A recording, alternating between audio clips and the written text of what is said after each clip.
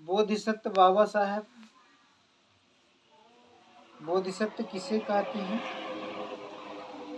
जो 10 पारमिताओं को पूरी करने में लगे हुए हैं उन्हें बोधिसत्व कहते हैं, और जो 10 पारमिताओं को पूरी कर चुके हैं उसे बुद्ध कहते हैं।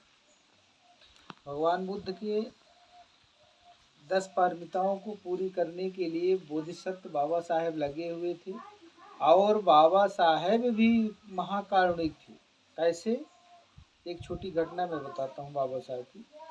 बाबा साहेब नाखून काट रहे थे, नाखून काट करके एक कागज में रख रहे थे, और कागज में रखे हुए फिर गए ले जाकर के जमीन के अंदर उस नाखून को गाड़ दिए। ये दृश्य जो है नानक चंद रत्तू देख रहे थे। तो नानक चंद रत्तू बोले कि बाबा साहब आप नाखून काट करके धरती में गाड़ रहे हैं, इसका क्या मतलब? तो बाबा साहेब महाकारुणिक हैं, वो भी करुणा के सागर हैं। तो बाबा साहेब कहते हैं कि नानक चंद रत्तू, ये नाखून में बहुत विषाणु होते हैं, कीटाणु होते हैं।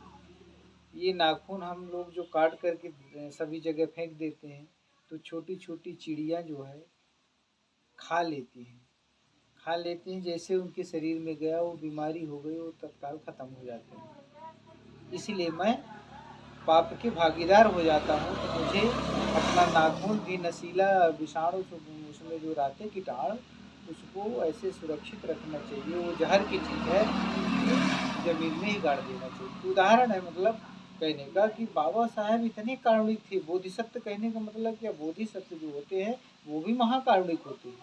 कितने महाकारुणिक थे बोधिसत्व बाबा साहेब?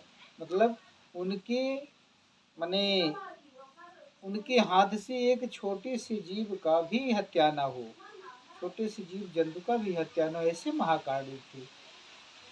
और ऐसे को ही भगवान कहा जाता है।